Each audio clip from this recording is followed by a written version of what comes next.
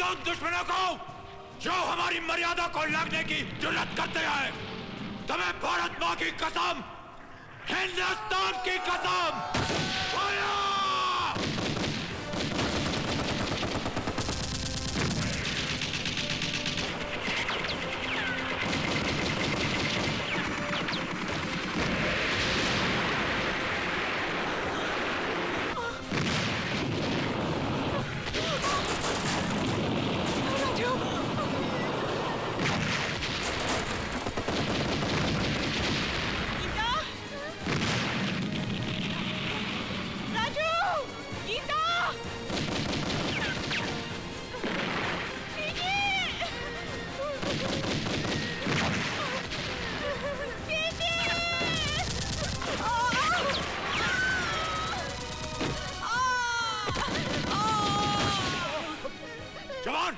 Machine gun command करो।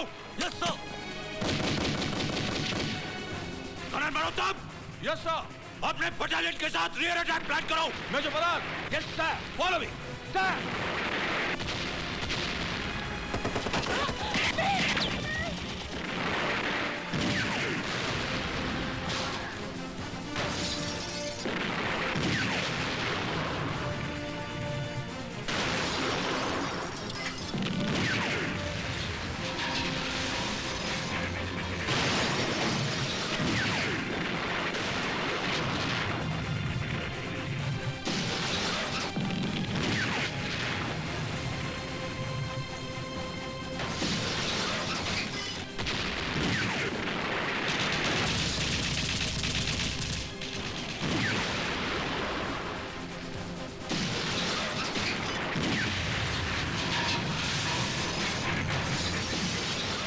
जनाब, हिंदुस्तानियों ने तो हमारे टैंकों के तोते उड़ा दिए हैं।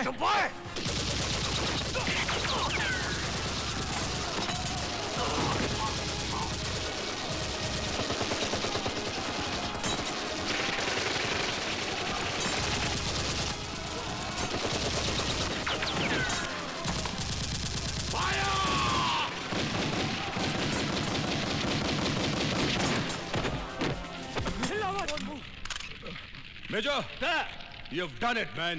Thank you, sir. Jai Hind! Jai Hind! Civilians को इनके गांव तक पहुंचा दो। चलो चलो जल्दी मारो चलो।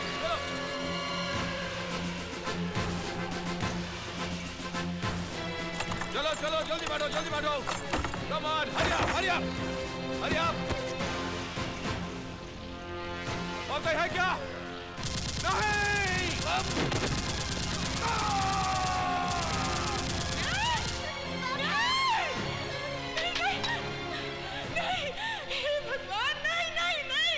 और उस लड़ाई में मैंने अपना सब कुछ गवा दिया, अपना पति, अपनी बहन और एक बेटा।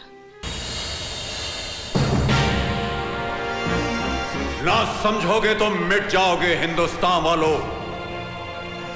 तुम्हारी दास्तां तक न होगी दास्तां। ये 3 रंगों में छपा कपड़े का टुकड़ा नहीं तुम्हारा राष्ट्रीय ध्वज है। इसका मांग करोगे तो कभी सम्मान नहीं पाओगे। कौन हो तुम? कबीरा, जिसने इस परचम की आन के लिए अपना ये बाजू कुर्बान कर दिया। इस चवन्नी के तिरंगे के लिए?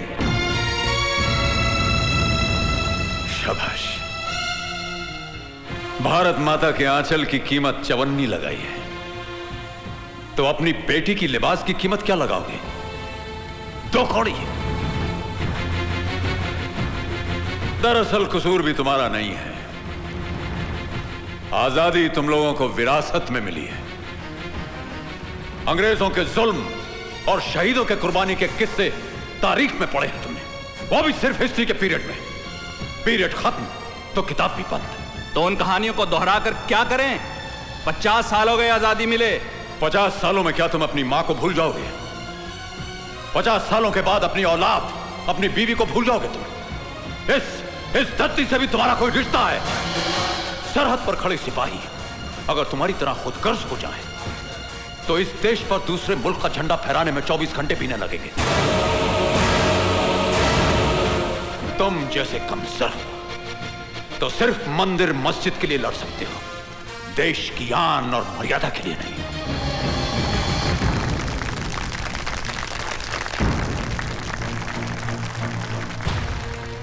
नहीं बेटे, नहीं। ताली बजाने वाले तमाशा ही होते हैं। मैं तो इस पीढ़ी को मैदान में देखना चाहता हूं। इनकी आंखों में वो जुनून देखना चाहता हूं कि दोबारा किसी की हिम्मत ना हो कि तुम्हारी सरहदों की तरफ आंख उठा करके देख सके। रब रखा तुम इस मुल्क के निगहबान हो। लो, संभालो अपने देश की इज्जत को, इसे कभी बेइज्जत मत होने देना।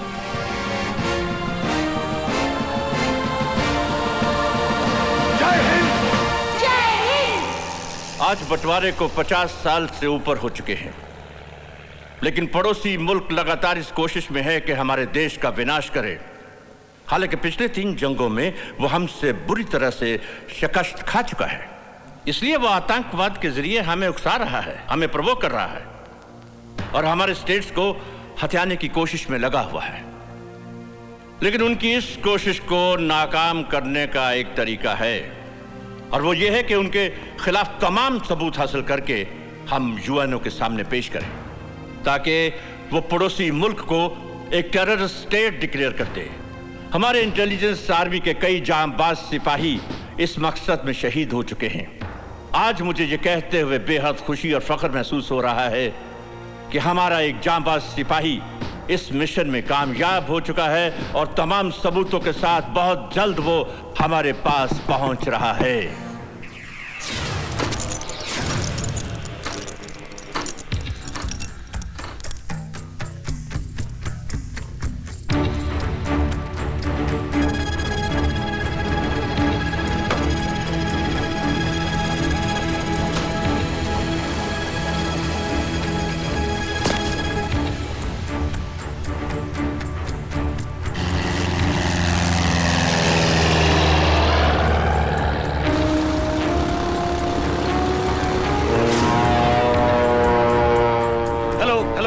नवंबर 738 जूलियट ज़ुलू, मैं टॉप सीक्रेट फ्लॉपी के साथ टेक ऑफ कर चुका हूँ। आपसे गुजारिश है एयर स्ट्रिप 42 लैंडिंग के लिए क्लियर करवा दें। कौन हो तुम? सिपाही जिसका मकसद है दुश्मन की तबाही। वो फ्लॉपी मुझे दो।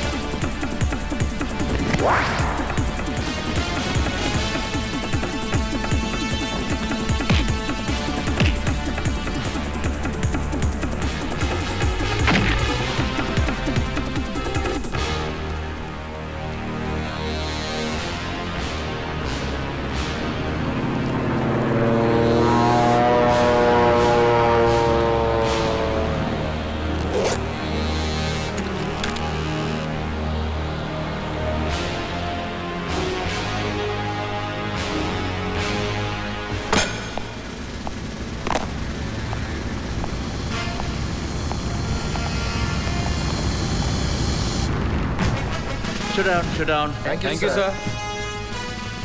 बैड न्यूज ऑफिसर्स, बड़े अफसोस की बात है कि हमारे इंटेलिजेंस ऑफिसर अजीज कश्मीरी का प्लेन क्रैश हो गया। ब्लैक बॉक्स एनालिसिस से पता चला है कि उस वक्त प्लेन में कोई और शख्स भी था जिसने अजीज कश्मीरी को खत्म करके तमाम डॉक्यूमेंट्स हासिल किए और वहां से गायब हो गया। हमारे लिए बहुत जरूरी हो गया है कि हम और चौकन्ने और अलर्ट होकर काम करें और ऐसे लोगों का पर्दाफाश करें जो इस साजिश में शामिल हैं। Hey you. तस्वीर कैसे ली? ले ली, प्रेस फोटोग्राफर हूँ, छाप भी दूंगा। चल छाप दे। क्या ले तू भाई? ठीक है। कैसा रहा सफर? Autograph please. लाइए। एयर इंडिया की उड़ान 104। मैं आपकी दीवानी हूँ। I mean I am your fan. मैंने आपके सारे नॉवेल्स पढ़े हैं। थ्रिलर और सस्पेंस में आपका हाथ कोई भी नहीं पकड़ सकता। ऐसे अनोखे अनोखे आइडियाज आपके दिमाग में आते कैसे हैं? Trade secret. Okay, thank you. Excuse me, मेरा ऑटोग्राफ नहीं लेंगी? नो। नो? कैसी रही तुम्हारी कॉन्फ्रेंस? कॉन्फ्रेंस? तू लेखक सम्मेलन में तो गया था ना? अरे हाँ माँ, माइंड ब्लोइंग, फैंटास्टिक। चच्ची जान, पेट में चूहे भूख के मारे मर रहे हैं। एक 40-50 पराठे और एक आधा किलो अचार मिल जाए तो यारों का नाश्ता हो जाए। बस यार मैं डाइटिंग कर रहा हूँ। अरे इसकी डाइटिंग को तो नजर क्यों लगा रहा है? बैठे बैठे मैं नाश्ता लेकर आती हूँ। आजा आजा। आलो आलो, पेंशन लाया हूँ साहब। कौन है बेटे? मैं हूँ माँ जी। नमस्ते। सरकारी श्रद्धांजलि आई है आपके लिए। इतना सही करा। मैं जाऊँ? ले। क्यों लेती हो ये खैरात माँ? ये खैरात नहीं, सम्मान है बेटे, सम्मान। सम्मान से पेट नहीं भरता बाबा। माना कि आज हमें रुपयों की जरूरत नहीं, लेकिन उन शहीदों के परिवार जहां कमाने वाला कोई नहीं, जिनकी जरूरतें इन रुपयों से कहीं ज्यादा हो, वो क्या करते होंगे? कभी सोचा हमारी सरकार ने उनके बारे में? इसीलिए तो यहां का नौजवान इस देश से कोई उम्मीद नहीं रखता, क्योंकि यहां के स्वर्ण पदक भी कांसे के बने होते हैं। बेटे, वो लोग जिन्होंने इस देश के लिए अपनी जान की कुर्बानी दी थी, उनका यह मकसद कभी नहीं था कि उन्हें सोने चांदी के तमगों से नवाजा जाए, या जो शहीद हुए हैं उनके परिवार को इतना पेंशन मिले कि उनका गुजारा हो सके। नहीं, उन देश प्रेमियों ने अपने प्राणों की आहुति सिर्फ इसलिए दी ताकि उनकी मातृभूमि, उनकी आने वाली नस्ल आजाद हवा में सांस ले सके। क्योंकि उन्होंने यह जुल्म देखा था, जब सांस लेने के लिए अंग्रेजों की इजाजत लेनी पड़ती थी। वो दहशत देखी थी जब अंग्रेजों के जूतों की दमक से मां के बच्चे गिर जाया करते थे। ऐसे डर और खौफ के माहौल में उभरे नेताजी सुभाष चंद्र बोस। इनकलाब की मशाल अपने हाथों में उठाकर उन्होंने देश के नौजवानों को ललकारा। इनकलाब जिंदाबाद! इनकलाब जिंदाबाद! इनकलाब जिंदाबाद! आजादी नारों से नहीं, हथियारों से मिलती है। वो लोग जिनमें मातृभूमि के नाम पर सर कटाने का जज्बा है, वो जियाले जिन्हें धरती की मांग में लहू की सुर्खी लगाने का जज्बा है, वो मेरे साथ आए। तुम मुझे खून दो, मैं तुम्हें आजादी दूंगा। नेताजी, नेताजी, नेताजी, बोलो जवान। अगर खून से आजादी मिल सकती है तो हम दोनों के शरीर से खून का एक एक कतरा ले लीजिए आप। अगर कुर्बानी देकर आजादी मिल सकती है तो ये सर हाजिर है। मगर हमारे देश को आजाद करवा दीजिए नेताजी, हमारे देश को आजाद करवा दीजिए। शाबाश। वो देश जिसके पास तुम्हारे जैसे सपूत हों, वो देश कभी गुलाम नहीं रह सकता, कभी नहीं। ये शहीद तो बीज की तरह जमीन में दफन हो गए। अब इनकी शाखों को चाहिए कि इतना फलें फूलें कि ना कोई साए के लिए तरसे और ना ही फल के लिए।